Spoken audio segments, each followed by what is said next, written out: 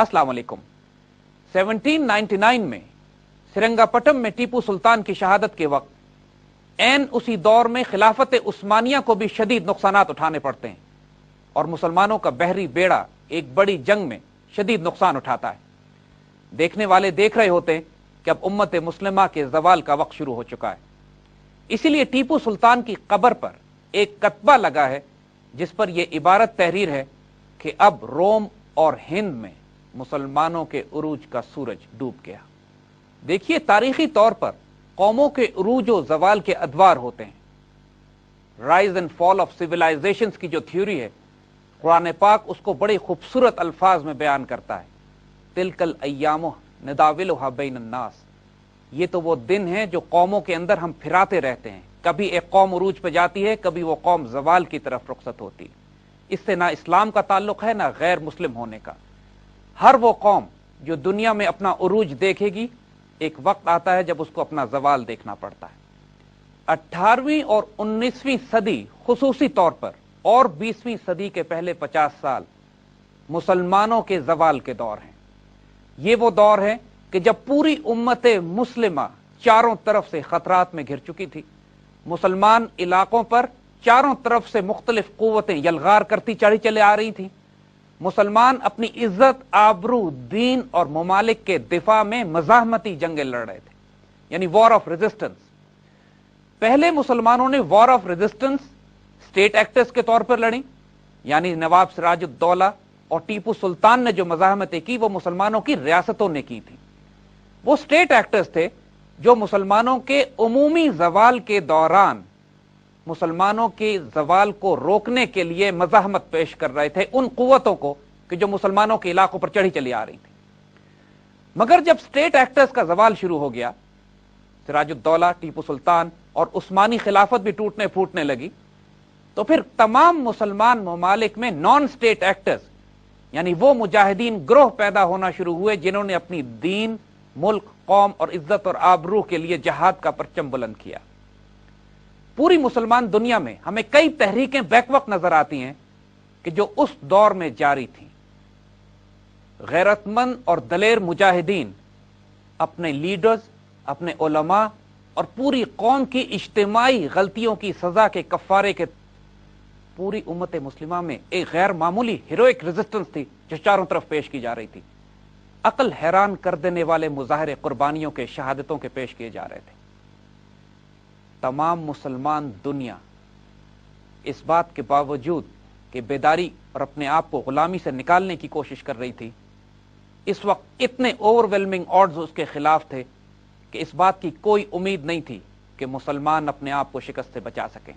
उसके बावजूद ये जांबाज हर महाज पर अपनी जानों के नजराने पेश करते रहे, इंपीरियल और कॉलोनियल पावर्स के सामने रेजिस्टेंस पेश करते रहे और उस कॉलोनाइजेशन को रोकने की कोशिश करते रहे कि जो मुसलमान दुनिया पर मुसल्लत की जा रही थी।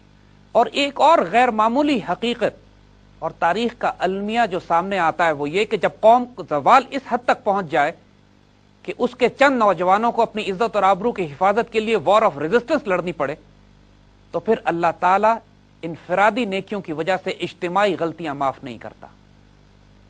तमाम वॉर ऑफ रेजिस्टेंस जो मुसलमानों ने उस दौर में लड़ी, उनका अंजाम शिकस्त या शहादत पे था। नवाब सिराजुद्दौला ने पहली बाकायदा स्टेट रेजिस्टेंस पेश की। टीपू सुल्तान दूसरे स्टेट एक्टर थे कि जिन्होंने अंग्रेजों के खिलाफ मज़ाहमत की, लेकिन उनके बाद सिवाय खिलाफत उस्मानिया के, जो कि एक रियासत मुसलमानों की मुकम्मल रह गई थी, बाकी तमाम रेजिस्टेंसेस मुसलमानों ने नॉन स्टेट एक्टर्स ने दी हैं। और यह बात भी तारीख की नोट करने की है कि ना तो कौमों का उरूज 1-2 साल में होता है, ना ही उनका जवाल। मुसलमानों के जवाल ने भी 250 साल लिए, उनके उरूज को भी इतना वक्त लगा। इसी तरह खिलाफत उस्मानिया 18वीं सदी के आखिर में इतनी कमजोर हो चुकी थी कि उसको सिक मैन ऑफ यूरोप कहा जाता था। उसके बावजूद इसको खत्म होते होते 20वीं सदी के पहले 25 साल लगे। इन कामों में ना जल्दबाजी की जा सकती है, ना जल्द नतीजे निकलते हैं। कौमों के उरूज और जवाल की दास्तानें नस्लों पर फैली होती हैं। जिस दौर में टीपू सुल्तान की शहादत होती है, तकरीबन उसी वक्त दागिस्तान के पहाड़ी सिलसिले में एक बच्चा पैदा होता है जो आइंदा आगे जाकर 30 साल तक रूसियों की मज़ाहमत करता है जो उस इलाके में अपना तसल्लुत कायम करने की कोशिश कर रहे होते हैं। वो बच्चा तारीख में आगे जाकर नामवर मुसलमान जनरल और तारीख के पहले गुरिल्ला लीडर इमाम शामिल होते। हम इस वक्त 19वीं सदी के आगाज में दाखिल हो चुके हैं। यह वो वक्त होता है कि जिसको दुनिया ग्रेट गेम के दौर के नाम से याद करती है। रूसी एम्पायर मॉस्को से निकलकर आहिस्ता आहिस्ता नीचे सेंट्रल एशिया और ऑक्सिस की तरफ बढ़ रही होती है, और दूसरी तरफ ब्रिटिश एम्पायर हिंदुस्तान और पर्शिया के आसपास के इलाकों से बढ़ती हुई अफगानिस्तान की तरफ जा रही होती है। इन दोनों बड़ी बड़ी सुपर पावर्स का तसादुम मुसलमान दुनिया में होता है। इस ग्रेट गेम के दौर में तमाम मुसलमान इलाके जो सेंट्रल एशिया में होते हैं वो रूस के तसल्लुत में चले जाते हैं। अंग्रेजों की फॉरवर्ड पॉलिसी यही होती है कि अफगानिस्तान को बफर स्टेट के तौर पर रोककर ऑक्सस रिवर के मगरिब में और नॉर्थ में जो तमाम इलाके हैं वो रूस को दे दिए जाएं, और उससे नीचे के सारे इलाकों पर ब्रिटिश एम्पायर आकर रुक जाए। इस ग्रेट गेम के दौर में जब रूसी एम्पायर अपने इलाकों में फैलती है चारों तरफ, तो एक तरफ वो खिलाफत उस्मानिया से भी टकराती है। वो तमाम इलाके जो खिलाफत उस्मानिया के जेर तसल्लुत थे कैस्पियन और ब्लैक सी के दरमियान, अजरबैजान, आर्मीनिया, जॉर्जिया और कफकास के रीजन, इन तमाम इलाकों पर भी शदीद लड़ाई होती है, और खिलाफत उस्मानिया आहिस्ता आहिस्ता वहां से भी पीछे हटती है, और खास तौर पे बड़े सूबे जॉर्जिया, आर्मीनिया और अजरबैजान पर रूसियों का तसल्लुत कायम हो जाता है। उस वक्त की दुनिया की अगर आप फोर्स पोजिशनिंग को देखें और बड़ी बड़ी ग्लोबल सुपर पावर्स का आपस में मुकाबला करें, तो हमको चार बड़ी ताकतें नजर आती हैं। एक रशियन एम्पायर है जो नीचे फैलती भी चली आ रही है, और उसकी शदीद दुश्मनी है ब्रिटिश एम्पायर से और खिलाफत उस्मानिया के साथ। दूसरी खिलाफत उस्मानिया है, तीसरे फ्रेंच हैं, और चौथे खुद ब्रिटिश एम्पायर। अब इन चारों ताकतों का आपस में कई जगह तसादुम है, और कहीं ये बाहम हलीफ होते हैं एक दूसरे के खिलाफ। फ्रांस और इंग्लैंड की आपस में शदीद लड़ाई होती है, और फ्रांस और रूस की आपस में शदीद जंगें जारी होती हैं। यह इतना ही गैर मामूली जियोपॉलिटिकल सिनारियो होता है कि जिसमें कोई किसी का दोस्त नहीं होता, जिसको जब मौका मिलता है दूसरे के साथ अलायंस करके दूसरों के खिलाफ महाज बना लिए जाते हैं। रूस और तुर्की के दरमियान, कैस्पियन सी और ब्लैक सी के दरमियान एक बहुत खूबसूरत और खूनखार पहाड़ी सिलसिला है। इसको आज की जबान में दागिस्तान या कॉकेशियस कहते हैं। आर्मीनिया, अजरबैजान और जॉर्जिया पहले ही रूस ले चुका होता है। अब सिर्फ ये एक तवील पहाड़ी सिलसिले ऐसे रह जाते हैं कि जहां पे रूसी फौजें दाखिल नहीं हो सकती। रूसियों का ख्याल था कि जिस आसानी से वो बाकिया मुसलमान इलाकों पर कब्जा करते चले आए हैं, इन इलाकों पर भी वो आसानी कब्जा कर लेंगे। लेकिन इस इलाकों में रूसियों को 100 साल तक एक खूनरेज जंग लड़नी पड़ी, जिसमें तकरीबन 5 लाख से ज्यादा रूसी फौजी इसी पहाड़ी सिलसिलों में हलाक कर दिए गए। एक रूसी जनरल कहता है कि हमने दागिस्तान, चेचेनिया और शीशान के इलाकों को फतह करने के लिए जितने फौजी और वसाइल जाया किए हैं, उतने वसाइल से हम जापान से लेकर तुर्की तक तमाम इलाके फतह कर लेते हैं। इस 100 साल जंगी तारीख में गैर मामूली जुर्रत, दलेरी और वॉरफेयर की वो मिसालें नजर आती हैं जो उससे पहले कभी दुनिया ने नहीं देखी थी। दुनिया के खूबसूरत तरीन इलाके और मुश्किल तरीन और दुश्वार गुजार पहाड़ी रास्ते। कॉकेशिया के ये इलाके वो हैं कि जहां से आप नोट करेंगे कि मगरिब की कौमें भी अपनी नस्ल को इन्हीं इलाकों से वाबस्ता करती हैं। यानी मगरिब के लोग आज कॉकेशियन कहलाते हैं, जिस तरह चाइनीज मंगोलॉइड कहलाते हैं और अफ्रीका के लोगों को नीग्रोइड्स कहते हैं। इसी तरह मगरिब की कौमें अपनी निस्बत भी इसी इलाके से जोड़ती हैं, इस इलाके के हुस्न जमाल, खूबसूरती और इसकी शिद्दत की वजह से। रूसियों ने 100 साल तक इस इलाके में जंगें लड़ी, जिनको तारीख में कॉकेशियन वॉर्स के नाम से याद किया जाता है। जिस तरह अंग्रेज हमारे ट्राइबल एरियाज में जो जंगें लड़ते थे, उनकी बड़ी रोमानवी दास्तानें बयान की जाती थी, इसी तरह रूसी लिटरेचर और अदब में भी कॉकेशियन वॉर्स को बहुत रोमानवी हैसियत दी जाती है, इस बात के बावजूद कि यह रूसियों की तारीख में एक बहुत मशहूर रूसी नॉवेल निगार लियो टॉल्स्टॉय, जिसने अपनी शोहरा आफाक किताब वॉर एंड पीस लिखी है, उसका मवाद भी उसने कॉकेशियन वॉर्स से लिया था। ये इसलिए भी कॉकेशियन वॉर्स मशहूर हैं कि दुनिया की तारीख में पहली मर्तबा बाकायदा गुरिल्ला जंग का आगाज मुसलमानों की तरफ से इन्हीं जंगों में शुरू किया जाता है। इससे पहले कि हम आगे की जंगी तारीख बयान करें, आइए इस इलाके और इसमें रहने वाले लोगों के बारे में कुछ बात कर लेते हैं। दागिस्तान और शीशान के ये इलाके यूरोप और एशिया के दरमियान वाक़े बहुत बड़े और खूनखार पहाड़ी सिलसिले के दरमियान वाक़े हैं। आम पहाड़ की ऊंचाई 10,000 फीट या इससे बुलंद है। तंग वादियां हैं, घने जंगलात हैं और हजारों मुख्तलिफ कबीले यहां पर आबाद हैं। दुनिया में कोई जगह ऐसी नहीं है कि जहां इतने छोटी सी जगह पर कई हजार जबानें बोली जाती हों। अलेक्जेंडर के बारे में कहा जाता है कि जब वो इस इलाके के करीब आया तो इसने 114 से जायद मुतरज्जिम रखे आसपास के लोगों से बात करने के लिए।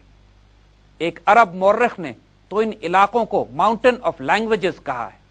यह जगह इतनी पुरस्रार और खुरेज थी कि पिछले कई हजार साल से कोई गैर मुल्की फौज या हुक्मरान इन इलाकों में दाखिल नहीं हो सके थे। हत्ता कि इस्लाम भी यहां दाखिल नहीं हुआ था और यहां के जंगजू और खुरेज कबाइल किसी बाहर से आने वाली फौज को टिकने ही नहीं दिया करते थे। 18वीं सदी के आखिर तक भी ये लोग बुत परस्त और गैर मुस्लिम हुआ करते थे। यहां बसने वाली कौम इंतहाई जंगजू, मजबूत और खूनखार थी और इस कदर पुरस्रार लोग और ये इलाका इस कदर पुरस्रार था कि उस जमाने के तमाम इस्लामी अदब में ये देवमालाई हैसियत इख्तियार कर गए थे। हमारे उर्दू अदब में जो कोहकाफ का नाम आप सुनते हैं, जहां की जिन और परियां मशहूर हैं, वो यही दागिस्तान, चेचनिया और शीशान के इलाके हैं। यहां के लोग इतने मजबूत और ऊंचे कद के हुआ करते थे कि इनको देव कहा जाता था और हुस्न जमाल इतना ज्यादा था कि इनकी खवातीन को परियां कहा जाता था। इस वजह से ये देव और परियां पूरी दुनिया में देवमालाई हैसियत इख्तियार करके अदब और लिटरेचर में अपनी जगह बना चुके थे। मगर इन इलाकों में कोई दाखिल नहीं होता था। ना खिलाफत उस्मानिया दाखिल हो सकी, ना पर्शियन एम्पायर। हत्ता के सहाबा कराम भी जब इस इलाके को फतह करते हुए आए थे तो इन पहाड़ों के दामन में रुक गए थे और अंदर दाखिल नहीं हो, जहां तक रसाई ही तकरीबन नामुमकिन होती थी। कहा यह जाता है कि इस कदर मजबूत लोग होते थे कि उस जमाने में औरतें शादी उस मर्द से करती थी कि जो इतनी ऊंची छलांग लगा सके कि एक 6 फुट के इंसान के ऊपर से वो गुजर जाए और कम से कम 23 फुट चौड़े दरियाई नाले को वो छलांग लगाकर पार कर सके। और बाद में जब रूसी इस इलाके में दाखिल हुए तो यह शर्त और शामिल हो गई कि औरत उसी मर्द से शादी करती थी जो कम से कम एक रूसी को कत्ल करता था। रूसियों के लिए इस इलाके में दाखिल होना एक नाइटमेयर, एक डरावना ख्वाब था। वो जिस इत्मीनान से बाकी तमाम मुसलमान इलाकों को फतह करते हुए दाखिल हुए थे, यहां पर उनको अपनी मौत से वास्ता पड़ा था। अब आइए कॉकेशियन वॉर्स में जो बैलेंस ऑफ पावर है, यानी चेचनिया और दागिस्तान के लोगों और रूसी एम्पायर के दरमियान जो ताकत का तवाजुन है, उस पर जरा नजर डाल लेते हैं। रूसी एम्पायर उस वक्त की जदीद तरीन टेक्नोलॉजी, वेपनरी, आर्टिलरी, इन्फेंट्री और मस्केट से मुसल्लह थी। उसके मुकाबले में इस पहाड़ी सिलसिले में रहने वाले लोगों के पास मस्केट्स भी नहीं हुआ करती थी और सिर्फ तलवारों और तीरों का मुकाबला था। उसके बावजूद 100 साल ये जंगें चली हैं और जैसे कि रूसी जनरल ने कहा कि रूसियों ने इस कदर अफराद यहां जाया किए हैं कि उन अफराद से ये जापान से तुर्की तक का सारा इलाका फतह कर सकते थे। जदीद दुनिया को मॉडर्न गुरिल्ला वॉरफेयर सिखाने वाले यही दागिस्तान और शीशान के जिन और परियां थे। इन लोगों ने दुनिया को पहली दफा यह बताया कि मॉडर्न सुपर पावर को गुरिल्ला वॉरफेयर के जरिए किस तरह शिकस्त दी जा सकती है। आइए अब थोड़ा सा रूसी कौम के बारे में भी बात कर लेते हैं। रूसी कौम जिस इलाके से ताल्लुक रखती है वो भी कोई खुशगवार इलाका नहीं है। दुनिया के सर्द तरीन इलाके कि जहां पर सर्वाइवल के लिए इंसान को जरूरत से ज्यादा टफ होना पड़ता है। आपको याद होगा कि 1812 में जब नेपोलियन अपनी तमाम फौज के साथ रूस पर हमलावर होता है तो उसको शिकस्त देने वाले रूसी फौजी नहीं, रूस का मौसम होता है। नेपोलियन ने कहा था कि उसको जनरल विंटर्स ने शिकस्त दी है। यानी इस कदर शदीद सर्दियां थी कि नेपोलियन की फौज तबाह बर्बाद होकर रह गई। उस इलाके में रूसी ना सिर्फ जिंदा रहते थे बल्कि इन्होंने अपने आप को इस कदर मुनज्जम कर लिया था कि यहां से निकलकर पूरी दुनिया में फैलकर एक सुपर पावर बनाने के काबिल हो गए थे। रूसी भी किसी सूरत में भी कमजोर लोग नहीं थे। अफगानिस्तान की जंग में हमें रूसियों से वास्ता पड़ा है। जिस तरह रूसी फौजें अफगानिस्तान के पहाड़ों में सर्वाइव करते थे, वो एक तकरीबन नामुमकिनात सूरत हाल थी। अफगानिस्तान एक दुनिया के इनहॉस्पिटेबल और मुश्किल तरीन इलाकों में शामिल है, लेकिन चेचनिया और दागिस्तान उससे ज्यादा मुश्किल इलाके हैं। अफगानिस्तान के मुजाहिदीन अपने मकामी लोगों की तरह शदीद मजबूत, टफ, हार्ड वर्किंग और मुजाहिद लोग थे, मगर दागिस्तान और चेचनिया के लोग अफगानों से भी ज्यादा टफ है। अल्लामा इकबाल ने अपने खूबसूरत शेर में मुख्तलिफ तरह की कौमों के पस मंजर और उनके मिजाज की बात की है। फरमाते हैं कि फितरत के मकासद की करता है निगहबानी, या बंदे सहराई या मर्द कोहिस्तानी। अफगानिस्तान के मुजाहिदीन भी मर्द कोहिस्तानी थे, लेकिन उनसे बढ़कर मर्द कोहिस्तानी दागिस्तान और चेचनिया के मुजाहिदीन थे। 18वीं सदी के शुरू में चंद मुसलमान दरवेश और फकीर जिनका ताल्लुक नक्शबंदी तरीक से था, वो दागिस्तान और चेचनिया के इलाकों में दाखिल होते हैं और बहुत मोहब्बत और प्यार से आहिस्ता आहिस्ता इस्लाम फैलाने लगते हैं। बिल्कुल उसी तरह जिस तरह मोइनुद्दीन चिश्ती रहमतुल्लाह अलैह हिंदुस्तान में राजपूतों के गढ़ में जाकर बैठ गए थे और अजमेर में चारों तरफ उस वक्त खूंखार राजपूत बसा करते थे, और बगैर किसी फौजी ताकत और पॉलिटिकल सपोर्ट के मोइनुद्दीन चिश्ती रहमतुल्लाह अलैह ने मोहब्बत और प्यार के साथ इस्लाम फैलाना शुरू किया था, इसी तरह दागिस्तान के इलाके में भी इस्लाम फुकरा और नक्शबंदी तरीक के जरिए फैला है। कई फुकरा को तो इन इलाके के जंगजू कबाइल ने कत्ल कर दिया, लेकिन उसके बावजूद मुसलसल एक सीरीज जाती रही अंदर उन तमाम लोगों की कि जो मुख्तलिफ इलाकों में फैल कर इस्लाम की सॉफ्ट तरीके से तबलीग करते रहे, और नतीजतन इस पूरे इलाके को मुसलमान कर लिया गया। यह इतनी गैर मामूली रूहानी कामयाबी थी कि जो मुसलमानों को पिछली 12 सदियों में नसीब नहीं हुई थी। यह भी तारीख की एक गैर मामूली बात नोट करने की है कि जिस जमाने में नक्शबंदी तरीक के सलासिल दागिस्तान और चेचनियन में रूसियों के साथ मज़ाहमत पेश कर रहे थे, उसी दौरान में पाकिस्तान हिंदुस्तान के इलाकों में सैयद अहमद शहीद और शाह इस्माइल शहीद इसी किस्म की एक तहरीक सिखों और अंग्रेजों के खिलाफ बर्पा किए हुए थे। जो अदब अपने अमीर से यानी मुर्शिद और मुरीद का ताल्लुक सैयद अहमद शहीद और शाह इस्माइल शहीद की तहरीक को था, वही ताल्लुक उन मुजाहिदीन को था कि जो दागिस्तान और चेचनिया के इलाकों में रूसियों की मज़ाहमत कर रहे थे। वो तहरीक मुरीदीन की तहरीक कहलाती है, यानी उसके इमाम उस तहरीक के मुर्शिद थे और बाकी तमाम मुजाहिदीन अपने मुर्शिद के हाथ पर बैत करके जहाद का अलम बुलंद करते थे। हिंदुस्तान में जारी सैयद अहमद शहीद और शाह इस्माइल शहीद की तहरीक की तरह दागिस्तान और शीशान की तहरीक भी शरीयत पे शदीद कायम थी। इसके इमाम और मुर्शिद हर हाल में शरीयत को नाफिज करते और अपने मुरीदीन की तज़किया और तरबियत में कोई कमी ना छोड़ते।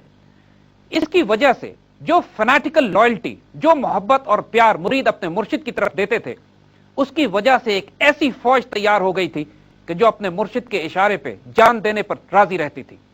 यही हाल और यही ताल्लुक मुजाहिदीन का सैयद अहमद शहीद की तहरीक में भी था। दोनों तहरीकों में गैर मामूली मुमासलत है, और दोनों तहरीकें इस बात के बावजूद कि 2000 मील दूर लड़ी जा रही थी, एक दूसरे के रूहानी फैज की अक्कास थी। 18वीं सदी के आखिर में एक नक्शबंदी शेख इमाम मंसूर ने ऐलान जहाद किया और अपनी तमाम अहले तरीकत को और अपने मुरीदों की जमात को लेकर रूसियों के खिलाफ उस जहाद का आगाज किया जो आइंदा कई नस्लों तक शेख, मुरीद और उनकी नस्लें जारी रखती हैं। 100 साल तक जारी रहने वाली, नस्लों में चलने वाली इस जंग में लाखों जाने जाए हुए, मुरीदीन के भी लाखों अफराद शहीद हुए और तकरीबन आधा मिलियन रूसी फौज और पूरी रशियन एम्पायर यहां फंस के रह गई। इन मुजाहिदीन की कुर्बानियों के बावजूद उम्मत पर जो जवाल लिख दिया गया था वो आकर रहा। 1864 के आसपास जब दागिस्तान और मज़ाहमत पर जबरदस्ती रूसी किसी तरह कब्जा कर लेते हैं, तो यही वो वक्त होता है कि जब मुसलमानों के बड़े बड़े बुखारा, ताशकंद और एशिया वस्ती के तमाम इलाके रूसी तसल्लुत में चले जाते हैं। उम्मत मुस्लिमा का जवाल सेंट्रल एशिया, दागिस्तान में मुकम्मल हो चुका होता है। आइए अब थोड़ा सा इमाम मंसूर का भी तारुफ करा दें। इमाम मंसूर असल में इटालियन ईसाई पादरी थे। उनको पोप ने भेजा था इन इलाकों में यहां के लोगों को ईसाई करने के लिए, लेकिन जब यहां आकर तरीकत के शयूख से मुलाकात हुई और नक्शबंदी सिलसिले के अफराद से मुलाकात हुई तो खुद इस्लाम कबूल कर लिया और तरीकत का रास्ता इख्तियार कर लिया, और इस तरह इख्तियार किया कि तरक्की करते करते मुसलमानों के इमाम बन गए। اس کے بعد جہاد کا آغاز کیا، اور روسی جب سب سے پہلے 18ویں صدی کے آخر میں اس علاقے میں داخل ہوئے تو ان کی مزاحمت کرنے والے امام منصور تھے۔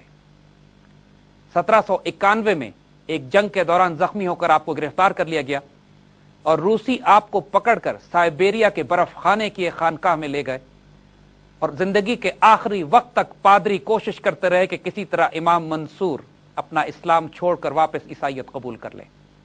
امام منصور کا انتقال روس کی اسی میں ہوتا ہے۔ شیخ منصور کی گرفتاری اور شہادت کے بعد ان کے ایک مرید حاجی ملا نے جہاد کا علم اٹھایا۔ داغستان اور چیچنیا کے مجاہدین جو آپس میں پہلے بٹے ہوئے تھے، روسیوں کے آنے کی وجہ سے ایک متحد قوم بن کر سامنے آئے۔ مجاہدین اور مریدین پورے علاقوں میں پھیل گئے، اور ان تمام افراد کو، کیونکہ یہ یاد رکھیے گا کہ یہ پورے علاقے نئے نئے مسلمان ہوئے تھے، ابھی تک ان میں مشرکانہ رسم و رواج باقی تھے، ان تمام علاقوں میں تبلیغ کا ایک زبردست کام شروع کیا گیا، اور حاجی ملا شریعت پر اتنے پابند تھے کہ جب تک کوئی شریعت کے تمام تقاضے پورے نہ کرتا اس کو جہاد میں آنے کی اجازت نہ دیتے تھے۔ روسیوں کے آنے کی وجہ سے جب خطرہ ہوا تو تمام افراد اور قومیں آپس میں متحد بھی ہو گئیں کہ جو پہلے نسلوں کی خورریز جنگ بازی میں مصروف تھیں۔ ان کے اتحاد کی وجہ سے اور اس ضرورت کے تحت کہ جہاد میں یہ بغیر شریعت شامل نہیں ہو سکتے تھے، شریعت نے کثرت سے اور تیزی سے اس علاقے میں پھیلنا شروع کیا، اور یہ تمام علاقے باشرہ مسلمان اسلامی تحریک کے ممبرز بن گئے۔ غازی ملا کی قیادت میں تمام علاقوں کے لوگوں نے متحد ہو کر پہلی مرتبہ باقاعدہ گوریلا جنگ کا آغاز کیا۔ مجاہدین کے پاس صرف تیر تلوار اور نیزے تھے، لیکن ایمبوشز کے ذریعے رشین کالمز کو ایمبوش کر کے ان سے ہتھیار چھینے گئے، اور اس کے بعد اس جنگ کا آغاز ہوا جس نے 100 سال جاری رہنا تھا۔ اس علاقے کی سختی کا اس طرح اندازہ کیجئے، اور ان مجاہدین کی سرفروشی کا اتنا غیر معمولی یہ مثال ہے کہ ایک مرتبہ صرف 2 مجاہدین نے ایک پہاڑی چوٹی پر بیٹھ کے ایک رشین بریگیڈ کو 3 دن تک روکے رکھا۔ 1831 میں بالآخر غمری کے گاؤں میں روسی غازی ملا تک جا پہنچتے ہیں۔ شدید لڑائی کے بعد جب روسی مسجد میں داخل ہوتے ہیں تو غازی ملا کو گاؤں کی مسجد میں بیٹھا ہوا پاتے ہیں، اس حالت میں کہ ان کے ایک ہاتھ میں تسبیح ہوتی ہے اور دوسرے ہاتھ کی انگلی شہادت آسمان کی طرف اشارہ کر رہی ہوتی ہے۔ روسی جب ان کے قریب جاتے ہیں تو دیکھتے ہیں کہ گولی ان کے ماتھے پہ لگی ہے، اور غازی ملا بہت پہلے شہید ہو چکے ہوتے ہیں۔ غازی ملا کی رشک آور شہادت کے بعد جہاد کا پرچم جو امام اٹھاتے ہیں اور 30 سال تک روسی فوجوں کو ناکوں چنے چبوا دیتے ہیں، وہ امام شامل ہوتے ہیں۔ انشاءاللہ ان پر آئندہ بات کریں گے۔